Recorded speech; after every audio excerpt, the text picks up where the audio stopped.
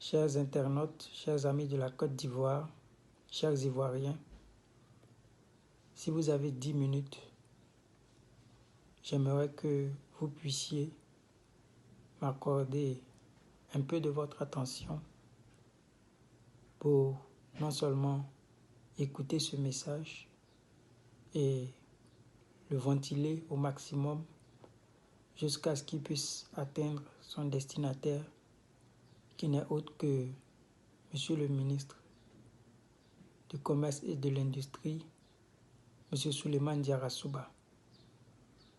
Je suis Adjouman Marcelin,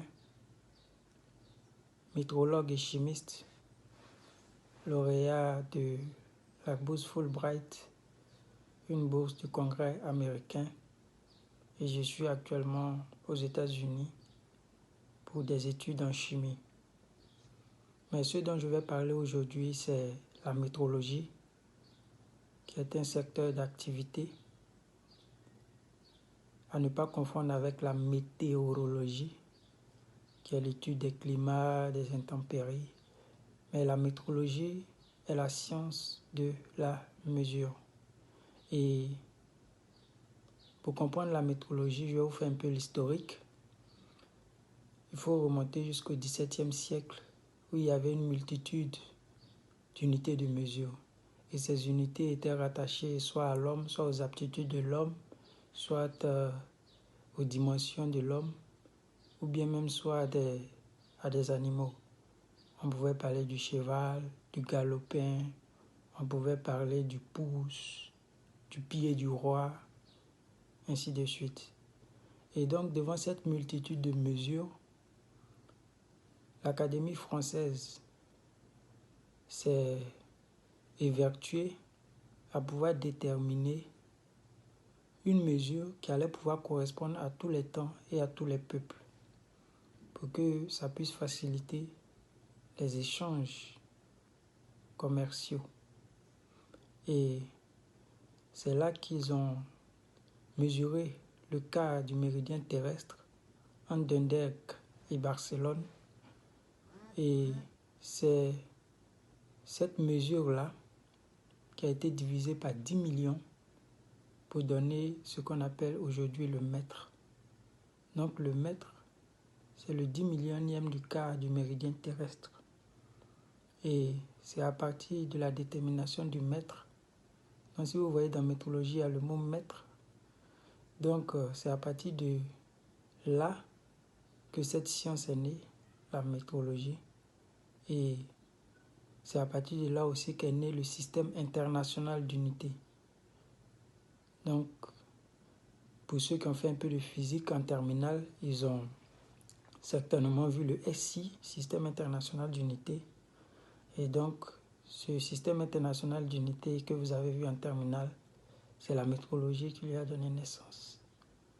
Et donc, c'est une belle science, mais malheureusement sous nos tropiques, c'est-à-dire dans l'UEMOA, c'est une météorologie qui est encore mal appliquée, qui ne répond pas à toutes les normes internationales en matière de météorologie.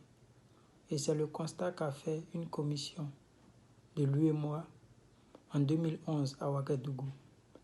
Et comme solution, ils ont d'abord constaté un manque de ressources humaines en météorologie. Et c'est pourquoi ils ont ouvert une formation à l'INPHB de Yamoussoukro, au Centre régional de formation supérieure en météorologie. Et l'objectif de ce centre régional était la formation de cadres supérieurs en météorologie qui allaient pouvoir essayer de relever toutes les faiblesses des structures nationales de météorologie. Et ça a été le cas.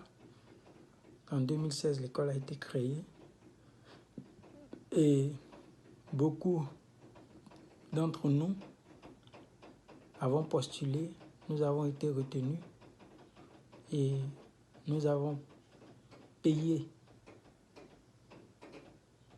à des millions la formation jusqu'à pouvoir obtenir nos diplômes en métrologie. Et les autres États ont aussi envoyé leurs étudiants se former.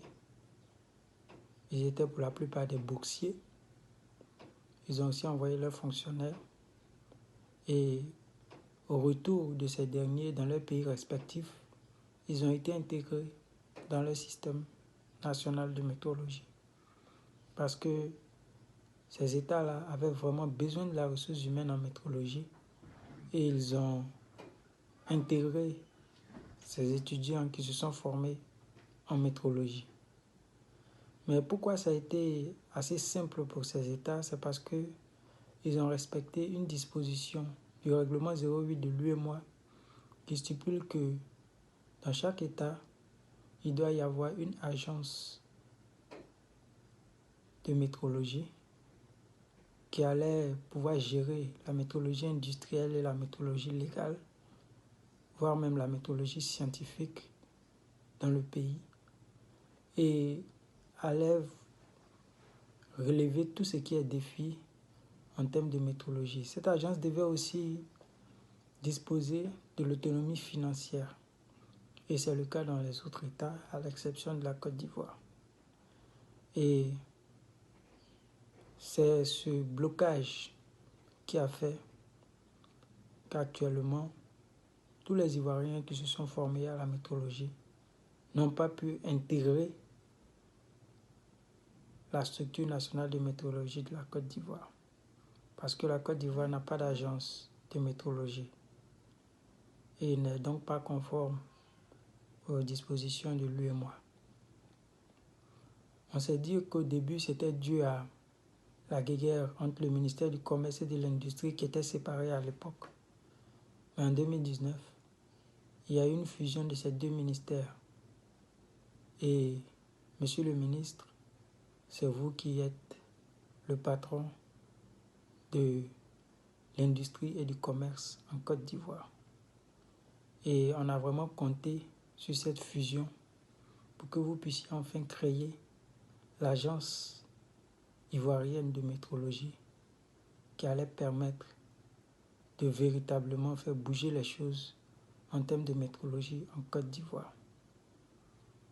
Il y a beaucoup de travail à faire en termes de métrologie. Quand on prend le règlement 11 de l'UEMOA qui fixe une longue catégorie d'instruments de mesure qui sont normalement soumis à la vérification, au contrôle légal, on remarque que même pas le cas de ces instruments est vérifié actuellement par les services de métrologie en Côte d'Ivoire. Alors que chaque catégorie d'instruments représente une potentialité de recettes pour le pays. Quand on regarde des secteurs comme le secteur du pétrole, dans lequel il y a eu une crise en 2018, parce qu'il y a des problèmes sérieux au dépotage pour la détermination des quantités, on remarque qu'il y a beaucoup de travail à faire.